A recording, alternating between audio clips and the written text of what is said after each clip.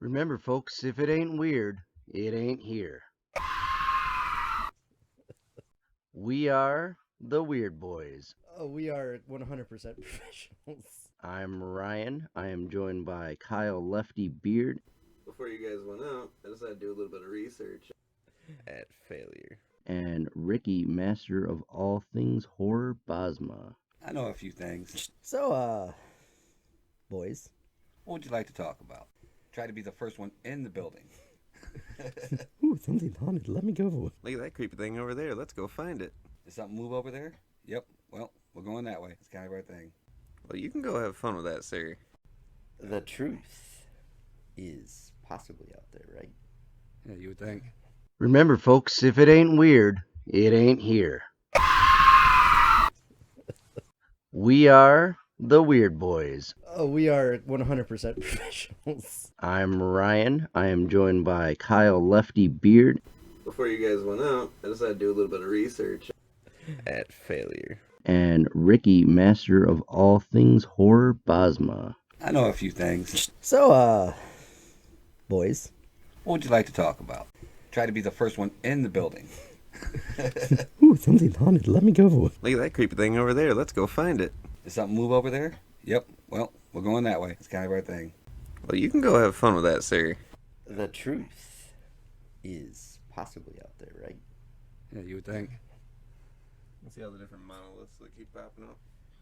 I am not caught up to where all of them are at this point. They had one that even popped up in Australia that had like all these like cryptic codes on there, and they're like GPS coordinates.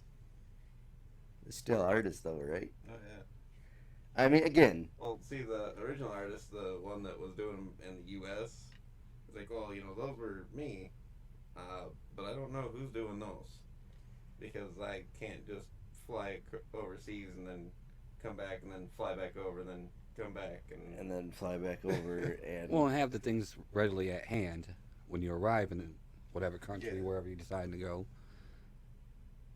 like the amount of time and effort to go into that. The Christmas logistics 42. alone. Christmas 1942. Oh, yeah. What happened around there?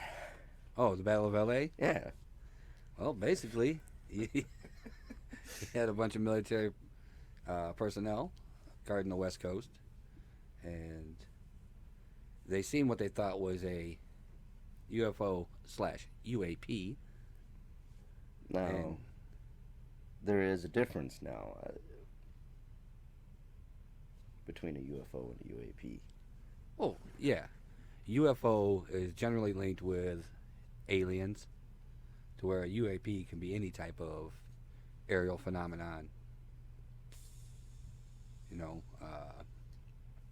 Meteors or just things that people don't unexplained. Yeah.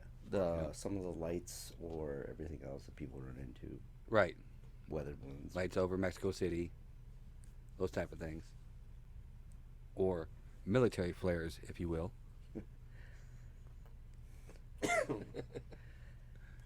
But specifically, the Battle for LA, they still haven't released a statement, as far as I know. No. That Would they you release a statement on that anyways? Like, well, they might say we saw an aircraft. I mean, the year before that was Pearl Harbor. Right. They could think very well that could have been the Japanese trying to attack again. Anyway, right before that was Pearl Harbor. But normally there's been a few incidents, like I think Roswell. Yeah. They came right out and said, I think it was a weather balloon that crashed or this, that, the other, when Yeah. they're actually trying to cover it up. This one, I'm pretty sure they just went, whoops. Yeah. Let's hope nobody remembers this one. Funny story. But again, looking at those pictures, and that's ridiculous. They had the whole coast, like all the lights on it, and Yeah. man, you done messed up, Jimmy. Right. I mean, that's a lot of resources, I guess, for an oops. Well, and even the fear factor after that, you gotta think what that caused to the town. Yeah. I mean, imagine the poor people.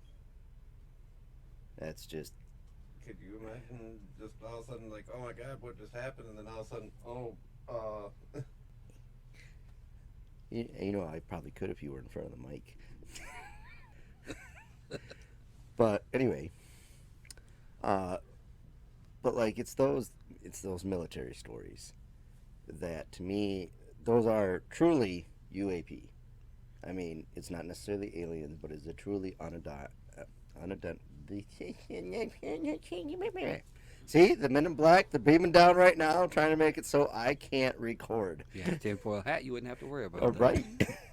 Left that at home. You go from there and you go to Rendlesham. I'm done today. I'm really at the point where Men in Black are trying to mess up my Remel. I'm gonna slaughter the name. Rendlesham. We'll just Rumpelstiltskin? Rumpelstiltskin. Rumbleshits. The British base Rendlesham Forest Yeah. in 1980, which I was able to find some of the recording here. 150 feet or more from the initial, I should say, suspected impact point. Having a lift going, we can't get the light all to work. Seems to be some kind of mechanical problem. I'm going to send back and get another light. Meantime, we're going to take some readings with the Geiger counter and chase around here a little bit, waiting for another light all to come back in. Yes, that's one of the five to odd number. Okay, we're now approaching the area within about 25, 30 feet. What kind of readings are we getting? Anything? Just minor clicks. Minor clicks. What are the impressions? There's one. Is that all bigger they are? Well, there's one more well defined. Security control. We're still getting clicks. Clicks.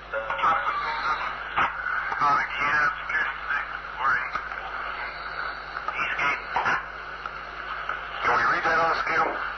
Yes, sir. We're now on the 5/10 scale, and we're reading about third, fourth increment. Okay, we're still comfortably safe here. You don't have a light on? There, it's ready. Security. Can you have them? There's still minor readings. Second with gas pod indentation. Security. This one's dead. Let's go to the third one over here.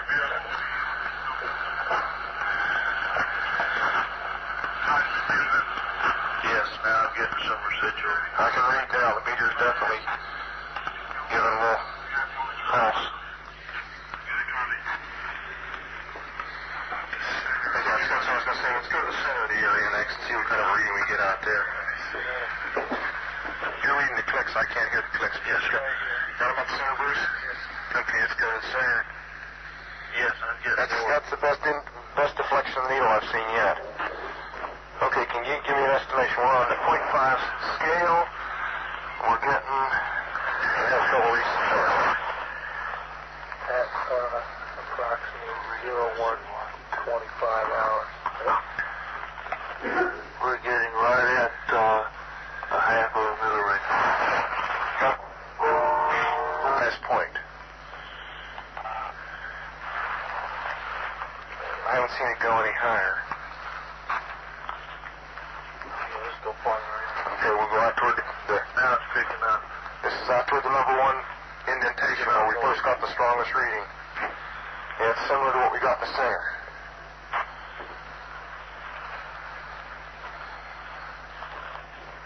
Not in a pod. This may be in a center. Looks like an area here possibly. It could be a blast. It's in the center. That's hard to tell. You got to take this my fingers about 3. Here's 2. Up to what? 7.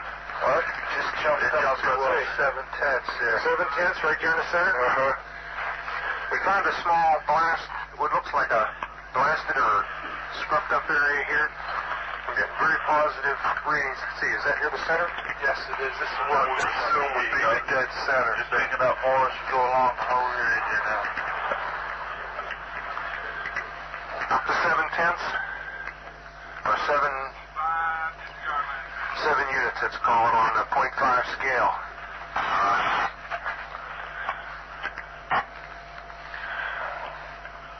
Okay, why don't we do this? Why don't we make a sweep? Here, I've got my gloves on now. Let's make a sweep out around the whole area, about 10 foot out, and make a perimeter run around it. starting right back here at the corner. Back at the same first corner where we came in. Let's go right back here. Don't let depend upon you counting the clicks. Right. Okay, let's start it. As they get louder. Then I can put the light on it and sweep around it. It was flat.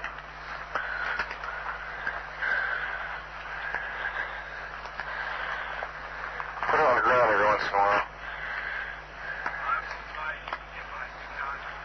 This looks like an abrasion on the tree. Okay, we'll catch that on the way back. Let's go around. Pull back, hit it there. If any interest right over here, it looks like an abrasion pointing into the center of the landing area. It may be old though. There's some scent marks or something on it. Let's go on back around.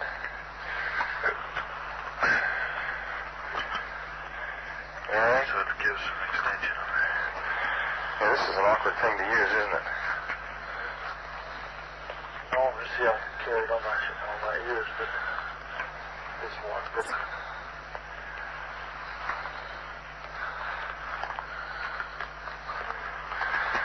when we get anything further, I'm going to shut the recorder off till we find something.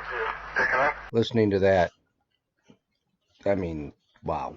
But you've got an entire Air Force base at that point that, I mean, they've already had a history of odd things happening and this, that, the other. But when they went out with those Geiger counters Yeah, the radiation levels. and just peaking all over the place. Now, granted, there was rumored to be nuclear weapons on this base, allegedly. So, a large amount of radiation doesn't surprise me so much. But as far as their story's going, they're not admitting to that still. No. I mean, so they're kind of going out there, and then that's when we pop into our recording that this guy's, boom, where's all these lights coming from? Yeah, it's easy if it's one or two people to fake something, but when you have 30, 50, 100 people involved Yeah. that all see the same thing, experience the same experience, I think it would be awful complicated for people to be able to keep their story together Right. with that many factors involved. Right. Because you're talking about accounting for every single second of every person's time. You know, no open spots, no loopholes, you know, nothing for somebody to be able to just rip these things apart. And I mean, they're actually, it's not just sighting, they're actually saying landing. Yeah. And large light comes down, beams onto this object. I mean, you go full. Close encounter of the third kind. And originally they say that the lights were attributed to natural debris burning up in firewalls over England at the time. But then once they got closer to this, what they thought was a downed aircraft, I mean, different color lights, attempting to approach it, the animals all start going into a frenzy, and the sergeant definitely just comes right out and just like, this is something of unknown origin right here. And boom. And then the police show up. Yeah. I mean, again, just like when we go into hauntings. When you get police, servicemen, these kind of like upstanding citizens, yes, they're regular people, but they have a little bit more kraut behind them. Right. When they start throwing this kind of stuff around, like, you're done. Did you say kraut or clout? Clout, what? I said kraut, but it's probably... I mean, are they German? Maybe. Yeah, those type of people, in my opinion, hold a little more credibility than most. You know, just because they see a lot of things on the day-to-day to begin with that most people don't have to deal with or see. Right. You know? And for them to go, I've never seen this before, is interesting. Your Air Force guys, too, are your true unidentified craft people, because they're the ones flying around, and when they can't identify something, it's truly unidentified. Right. You go into the Nimitz issues, and you go into some of the other ones that they're flying around, and you've got all these ones that were just released recently from the Pentagon, conveniently, that here's all these radar videos, and when you have a guy who's been working with this radar for 20 years, and he says, "Hey, the plane just up and went off the radar," and that doesn't happen. Well, and if you look at the speed of some of these objects, like to be able to just make our airplanes look like they're sitting, our jets, sitting still, and just leave them with that type of speed, that's, Yeah. you know, Either someone's got their hands on some real good technology, yeah. or aliens. I said it. Right? Reversed engineered crafts. Well, and we were listening to Rogan the other day, and Bob Lazar came on, and at that point, I mean, I'm going to go out and say it. I'm a believer.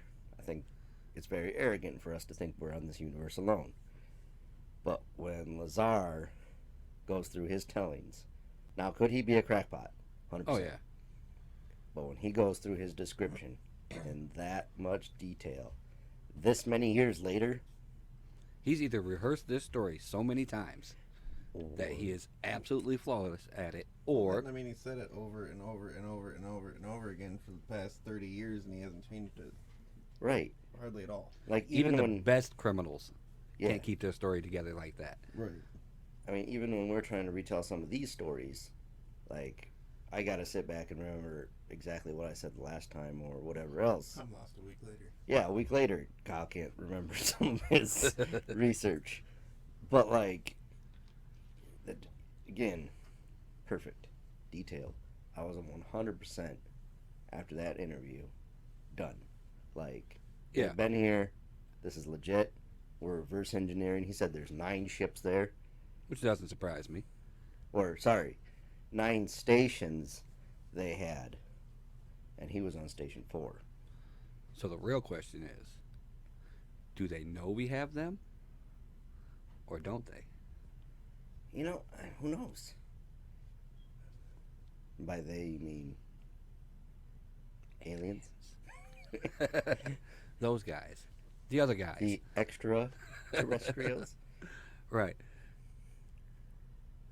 Well, are they coming back looking for it? Because I mean, think about the article you just read not too long ago from your Israeli. The Israeli former head of the space division there, when he's like, Yeah. they've been here for a minute. We've had a special deal with them that they are allowed to do their research here, and we're all trying to work together, but they don't want us to, kind of let out the fact that they're real because they don't think that we're ready. I don't know why. I mean, all we do is sit around and play video games and watch TV all day, right?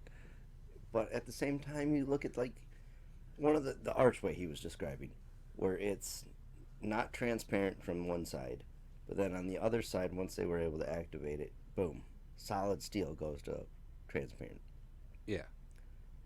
We have something called smart glass that almost does the exact same thing. Right. Which is a relatively recent Yeah. discovery for us, I guess.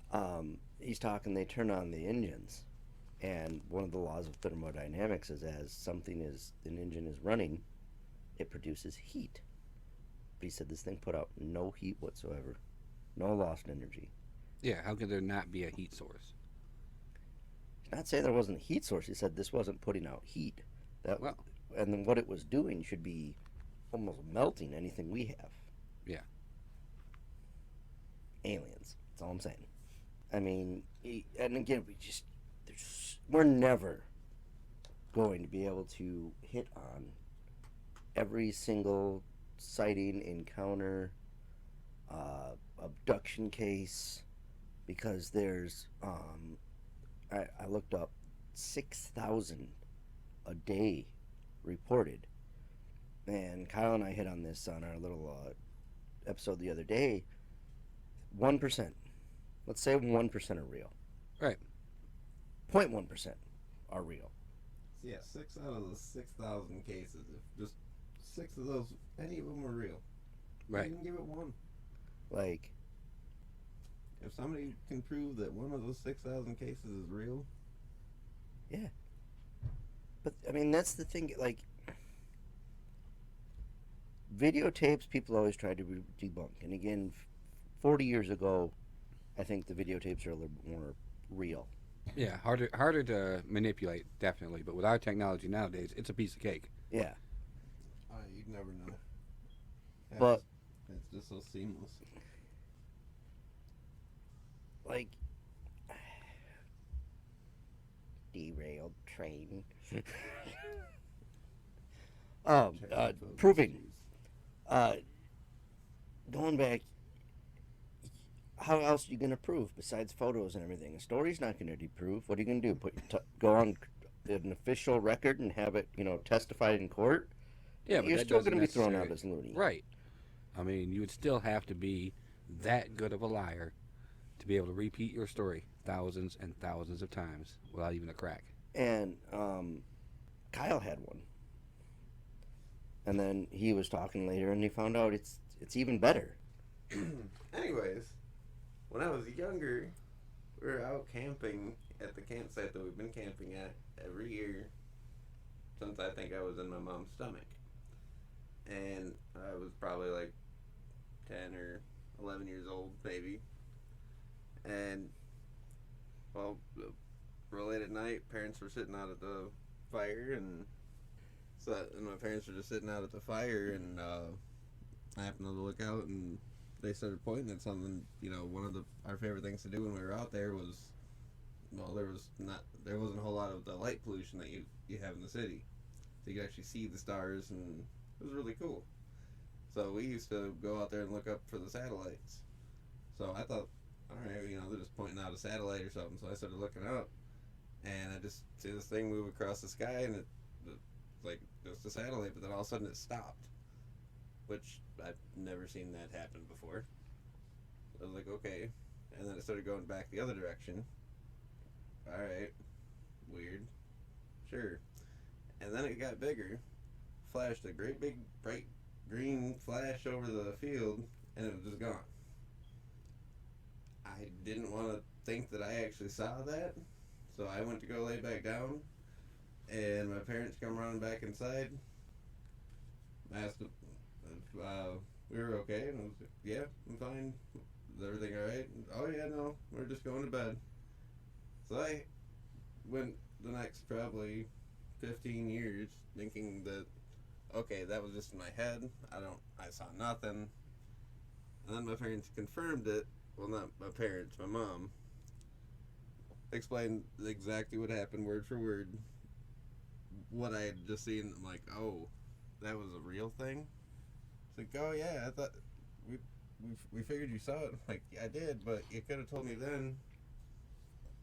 But anyway, that was the scariest moment in my existence. I would believe so. And after that, I always wondered why they wouldn't let us out by the campfire at night by ourselves. Well, and again, it's one of those things. If you're going to go prove that, you could probably sit in the same spot For the rest of my life. the rest of your life, never Yeah. see it again. Never, ever, ever. Yeah. So when you get to places like the Michigan Triangle, Bridgewater Triangle, Bermuda Triangle, and all those wonderful places, and of course, our favorite, Skinwalker Ranch. Right. Where they have multiple sightings. Yeah, in places like that, you could go out there 1,000 times, and if you experience two different things out of that 1,000 times, how can someone say you didn't experience that? Right. Well, when you watch Mr. Knapp on his hunt for the Skinwalkers, and he says, I've never experienced anything, but there are way too many stories from way too many people that I can't discredit. Right. What Once they again, saw. I can't disprove what happened, but at the same time, I can't find what I haven't seen anything. right. For you to be able to wholeheartedly agree with something like that, you would have to be there Right. and experience that yourself. And he said that on some of these issues, when he hears about them, there's people that are literally have gone out there to say, I'm going to see Bigfoot. Yeah, good luck. They see some kind of Bigfoot sighting. Yeah. So it's almost like a We planned this. yeah. Mind over matter. Yeah, and that's which goes into that fabric of psychic reality, where it's kind of like that tear in that triangle, to where when your mind is putting yourself forward. Now again, do you run into some kind of confirmation bias at that point, where your mind is like, I'm going to run into this, I'm going to run into this, and boom, so you see something that your brain is projecting. Right. Focusing. Manifesting. Yes. Now, to see a cryptid or ghost or whatever else, yeah, your mind could 100% be projecting that. UAPs, however, Right. I think go on to an entirely different level. Now you're out there, you see a shooting star. Okay, you could 100% claim that's UAP. Yeah. I mean, but Yeah. like Kyle's, where it stops and then goes back. Yeah, like Their I've direction seen change. hundreds and hundreds and hundreds of different satellites. And I can tell you, nothing This stops. in the entire world, minus one aircraft, can stop mid-range and then go back the other way. Reverse. Yeah. Yeah, 'cause it was just going from right to left, stopped, came back, and then just got real big and poof. And there it that goes. aircraft would not be that high up, because that would be a helicopter, and you would be hearing it. Yeah. That is the only, and that also, I mean, they can get fast, but not that fast. Yeah, it's So, like that, and this is the middle of nowhere, so you can hear the deer walking in the forest. for me, Ways out. at any point you see something in the sky stop and go the other way, yeah, and you're immediate turnaround. You're not talking stop and then you can kind of see it like maybe circle. I mean, no. And this is like 20 some years ago, so this is And before they had the good fun stuff. Yeah, but even at that point, the good fun stuff that they have nowadays. Still can't do that. Yeah. that we know, Yes. or obviously there's technology we find every day. Especially nothing that's gonna like flash bright enough to just completely blanket an entire field. And No. Was No. there any cows around by chance? Yeah. Why is it always the cows? Like, fascination with but there cows. wasn't after. What's their fascination with cows? Yeah. Probing. Why is there like? Yeah, why is that a thing? It's either Secret. cows or goats or chickens or Someday it'll come out. because they're all on a farm and the farm's out in the middle of nowhere. Well, it's not always on a farm though. Look how many now are around military bases. Yeah. They're out in the middle of nowhere. Well, still. So they all have a common theme of they're in the middle of nowhere somewhere. But Well, you if kind you of have to be in order to be able to see it. no, you're getting some in the cities. Yeah. I mean, you don't nearly get as much of the credible ones. I mean, like just the ones where, like at night when people are out looking at the sky because all right, I'm out in the middle of nowhere. There's no light pollution. There's no nothing. I can see the whole sky. Well, but is that part of it? Is it because there's no light pollution you can make it out clearly? Maybe. Or if you were going to come and do quote unquote research on the place, would you show up where there's a lot of people? Or would you kind of show up in a sparse area, kind of pick up your research and whatnot and Fair enough. carry Like, on? if I was gonna be sneaky about it, all right, I'm not gonna go to that group of houses. I'm gonna go to that one house in way out in the middle of that field over there Exactly. and go, what's in there? Right. Oh, Now- what's this thing? Or what I always find interesting is the artwork aspect when you go into crop circles. Yeah. Now, granted, again, you start running into the large debunkings. Right. And in my childhood, I may or may not have partaken in a few of those. Right, but it's just like anything. If 1% Yeah. of those are real. But you also get into some of them that size-wise. Do you know how long those take to put up? But Now? again, but look at the corn mazes that they make now. How many people, though? That's way back then, though. that they How many made those. people? But how many people are involved? That's what I'm saying. That's it. For a farmer to put up a crop circle, or even say 10 guys go Well, out it there, probably wasn't even a farmer. you're talking days of work. Yeah. I mean, the one we did, I think. Well, then again, you don't know how long it had been down or laid down True. since they'd found it. Or the Nazca lines. Yeah.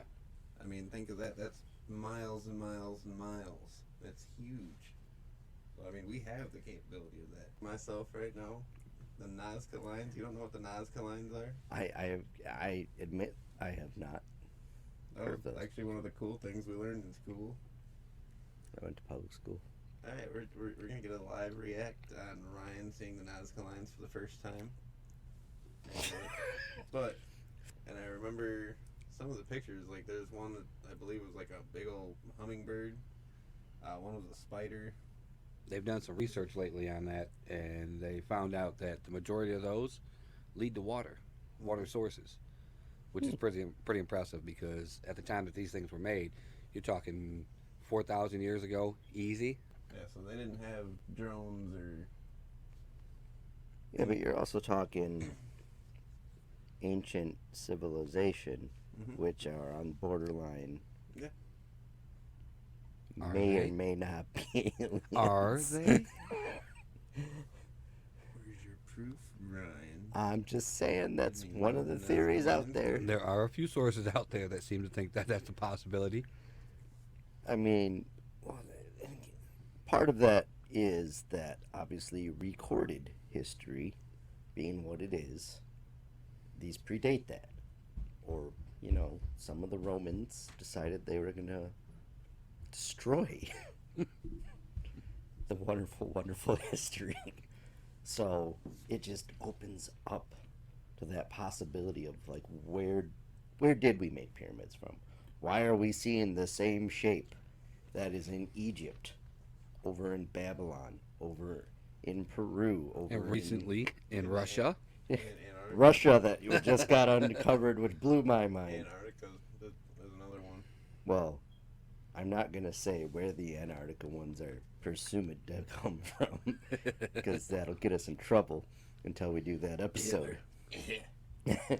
But they may be nasally, croutish.